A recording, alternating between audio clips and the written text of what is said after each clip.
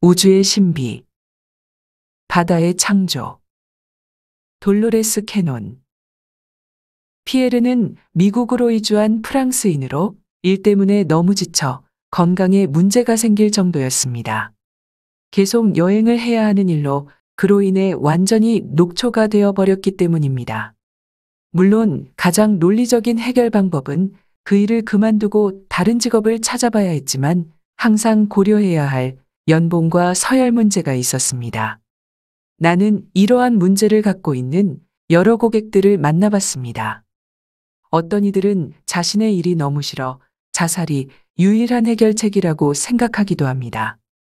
나는 어떤 일도 그럴 만한 가치는 없으며 다른 일을 발견할 수 있을 거라고 말하지만 많은 이들이 그 상황에 너무 함몰되어 벗어날 길을 찾지 못하고 있습니다.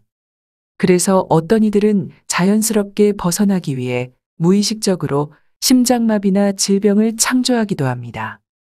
내가 아프다면 일할 수 없어. 내 잘못이 아니야. 심장마비가 왔잖아. 그러니 더 이상 일할 수 없어. 만약 몸이 그것이 이상적인 해결책이라고 생각했다면 그의 협력하는 능력은 놀라울 정도입니다. 육체는 판단하지 않기 때문입니다. 의식적 혹은 무의식적으로 주인의 명령에 복종할 뿐입니다. 이것이 우리가 자신들의 생각이 얼마나 강력한지 깨달아야 하는 이유입니다. 피에르는 이러한 문제를 해결하기 위해 세션에 참여했지만 드러나는 정보는 완전히 다른 방향으로 흘러갔습니다. 그가 구름 위에서 내려왔을 때 자신이 어디에 있는지 몸의 감각에 대해 이해하는데 꽤 혼란을 겪었습니다. 바다에 있는 느낌인데 아주 놀랍습니다. 나는 어떤 제한도 없어요. 하늘이 보이고 물이 보입니다. 물이 느껴집니다. 물의 차가움이 느껴져요. 물 안에는 어떠한 것도 어떠한 생명의 형태도 없이 그냥 물만 있다고 했습니다. 처음 시작하는 느낌입니다. 무슨 뜻입니까? 물이 창조된 것입니다. 무언가가 그 안에 생기기 전입니까? 육지는 어떻게 형성되었습니까? 우리는 땅의 형성에 대해서는 관여하지 않습니다. 물의 형성에만 관여합니다. 당신이 행성 위에 있는 태양을 창조했는지 궁금합니다.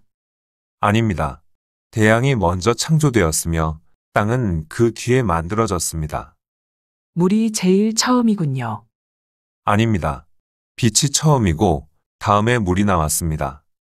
나중에 생길 육지는 행성을 형성하게 됩니까? 지구가 될 예정입니다. 그곳을 떠난 뒤에는 어디로 갔습니까? 다시 빛으로 돌아갔습니다. 비록 시간이 존재하지 않겠지만 당신이 어디로 가는지 알기 위해 시간 뒤로 가보겠습니다. 이 단어의 사용이 적절하다면 당신의 다음 임무는 무엇입니까? 다시 빛을 떠났을 때 어디로 갔습니까? 그는 즉시 자신의 모습이 인도에 있는 장애인 거지인 걸 보았습니다. 그 삶은 고통과 절망으로 가득 찬 비극적인 삶이었습니다.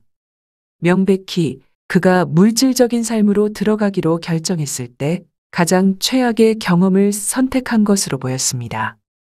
그 상태는 대양의 부분으로서 평화롭고 아름다운 경험과는 정반대였습니다. 당신은 왜 물질적 삶으로 들어가기를 결정했습니까? 경험하기 위해서입니다. 그래야만 빛이 물질성을 경험할 수 있기 때문입니다. 그는 제한이 없는 상태에 익숙해져 있었기 때문에 그 삶은 너무 힘들었습니다. 너무 많은 제약이 있어요. 갇힌다는 건 힘든 일입니다. 물질적 육체에서 야기되는 많은 육체적 고통들, 나는 그러한 것들을 경험하고 있습니다. 왜 그러한 삶을 선택했습니까? 극한을 경험하고 자신의 힘에 대해 배우기 위한 것이었습니다. 다음은 프랑스 여성이었으며 또한 다른 곳들도 갔습니다. 당신이 갔던 다른 곳들은 어디입니까? 토성, 우리는 토성으로 갔습니다. 그곳은 빛과 물의 경험과는 완전히 달랐습니다. 우리는 이 사람에게 적절한 정보만 주려고 하는데 한계를 다루는 어려움에 대한 것입니다. 지금 피에르가 인간으로서 접하고 있는 어려움입니다. 그럼 때때로 당신은 다양한 경험을 하기 위해 다른 곳으로 가거나 인간의 삶으로 돌아왔군요. 그렇게 해서 우리는 배우고 끝내지 못한 일을 마무리할 수 있습니다.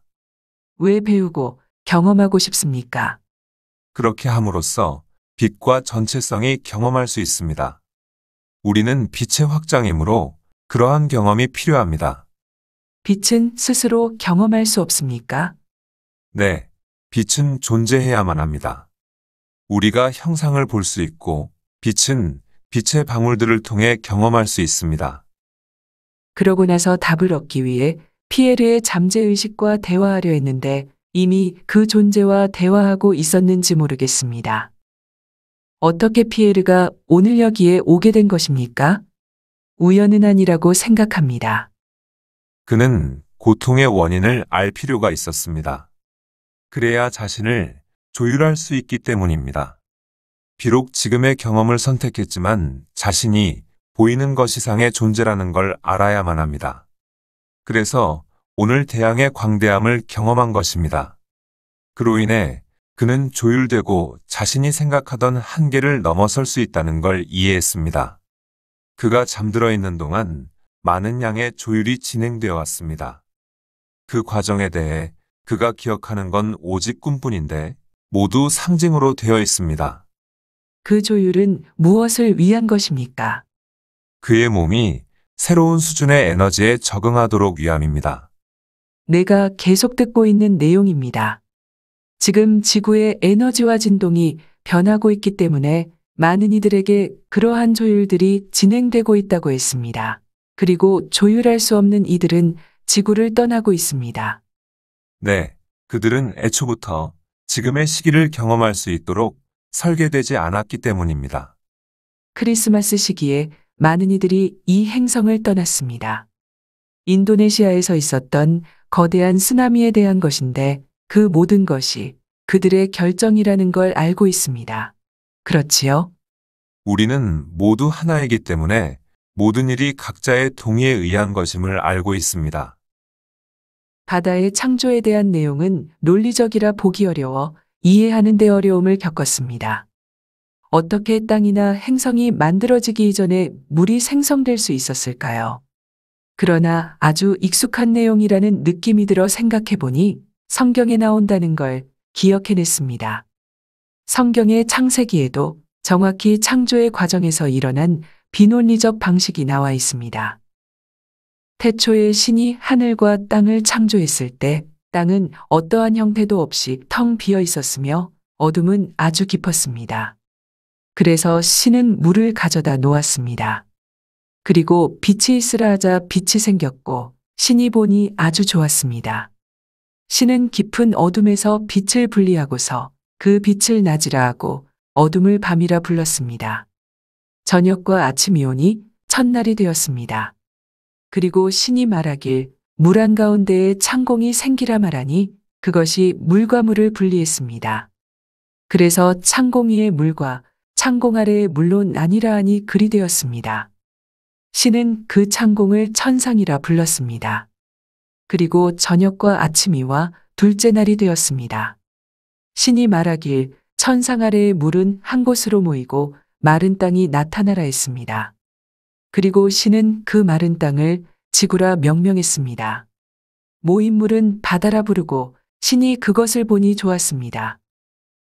여기에서 다시 땅이 창조되기 이전에 물이 존재하고 있었다는 것이 명백해집니다. 피에르는 단지 물과 창공만을 볼 수 있었다고 말했습니다. 신의 창조 과정은 계속되면서 나무와 식물들의 창조로 이어졌습니다. 그러한 내용은 지구 생명의 창조를 도운 외계 조력자들이 동물의 도입 이전에 성장할 수 있는지를 보기 위해 먼저 식물을 도입했다는 이 책의 내용과 그 맥을 같이 하고 있습니다. 식물이 음식 공급원으로서 먼저 자리 잡아야 하기 때문입니다. 성경에 따르면 태양, 달, 별들이 만들어지기 이전에 식물이 창조되었다는 내용은 흥미롭습니다. 그리고 최초의 동물은 대양에서 창조되었고 그 뒤에 새가 나타났습니다. 많은 종류의 동물들이 나타나고 최종적으로 인간이 창조되었습니다. 이 창조의 순서는 여러 고객들이 알려준 내용과 정확히 일치합니다. 유일한 예외사항은 창조 과정에서 신을 돕기 위한 다양한 역할을 맡은 영들이 있었다는 것입니다. 사실상 우리 모두는 신이라는 사실을 알고 있기 때문에 이러한 내용이 놀랍지 않습니다. 피에르는 다시 세션을 진행하기 위해 6개월 후에 나의 사무실로 찾아왔습니다. 자신이 알지는 못하지만 무언가 필요로 하는 정보가 더 있을 수 있다는 그의 말에 동의했습니다. 이번에도 역시 그는 세션이 끝나기 전에 나를 다시 한번 놀라게 만들었습니다. 그는 바다 근처의 나무 벤치에 앉아 있었습니다. 짙은 머리와 턱수염을 가진 젊은 백인이었는데 현재의 피에르는 흑인입니다. 사람들은 보이지 않고 어떠한 움직임도 없었습니다. 그는 바다를 바라보며 오래된 배가 지나가는 걸 보고 있어 그곳에는 평화롭고 고요한 느낌만이 있었습니다. 나에게 선택할 수 있는 기회가 주어졌었습니다. 마치 캠핑 여행을 떠나는 것 같았으며 이 삶을 선택했어요. 나에게 마치 휴가와 같은 선택이 주어졌다는 이야기가 들립니다. 당신이 지금 취하고 있는 형태는 젊은 남성이지 않습니까? 네, 이런 소리가 들립니다. 당신은 별에서 왔습니다. 나는 방금 여기에 도착했습니다. 이렇게 알려주는데요. 나의 몸이 아니고 빌린 것입니다. 나는 공동으로 거주하고 있습니다. 분명히 그것은 일반적인 전생의 삶이 아니었습니다. 무언가 색다른 일이 진행되고 있었습니다. 다른 영혼과 함께 그 몸 안에 있다는 겁니까? 네, 그렇게 할 수 있도록 허락을 받았습니다. 동의로 이루어진 일이며 다른 영혼도 알고 있습니다. 나에게 주어진 휴가와 같은 것으로 나는 곧 떠나게 됩니다. 잠시 동안만 머무르는 것입니다. 그는 당신이 거기에 있다는 걸 인식하고 있나요? 의식적으로는 아니지만 깊은 내면에서 알고 있습니다. 그의 동의가 없었다면 그러한 일은 일어날 수 없기 때문입니다. 동의하에 이루어진 일이므로 침범이 아닙니다. 당신은 다른 세계에서 일을 잘했고 그에 대한 보상으로 여기에 휴가를 왔다고 하지 않았습니까? 네, 당신이 온 곳은 어떤 곳입니까? 물질적 세상입니까? 우리는 순수한 에너지이며 황금 에너지입니다. 라는 소리가 들립니다. 어떤 일을 해서 보상을 받았습니까? 위원회라고 합니다. 나는 그 위원회에 속해 있는 자문관이에요. 그 9위원회들 중 하나인 우리는 조언하는 일을 하고 있습니다. 정보나 방향에 대해 요청을 받으면 우리는 조언합니다. 강요하지 않습니다. 그래서 그 그룹들은 물질적 형태를 취하지 않고 진화의 일을 담당하고 있군요. 네, 진화를 위해 그들이 그 세상들에 직접 가기도 합니까? 아닙니다. 그들은 세상에 대한 청사진을 만듭니다. 그 청사진은 물질적 세상에서 바로 작동하지 않고 비물질적 세상에서만 효과를 볼 수 있습니다. 그래서 비물질적 세상에서 조율 작업을 거쳐야만 물질적 세상에서 활성화될 수 있습니다. 라고 합니다. 그러면 비물질적인 그곳에서 먼저 세상에 대한 청사진이 개발되어야만 단단한 물질적 현실에서 현실화될 수 있다는 것입니까? 네, 그가 그렇게 진화된 존재라면 지구의 경험이 필요하지 않을 것 같습니다. 지구에서의 경험은 그 단순함에서 아주 독특합니다. 또한 부족으로 인한 잠깐만요. 우리는 적절한 단어를 찾고 있습니다.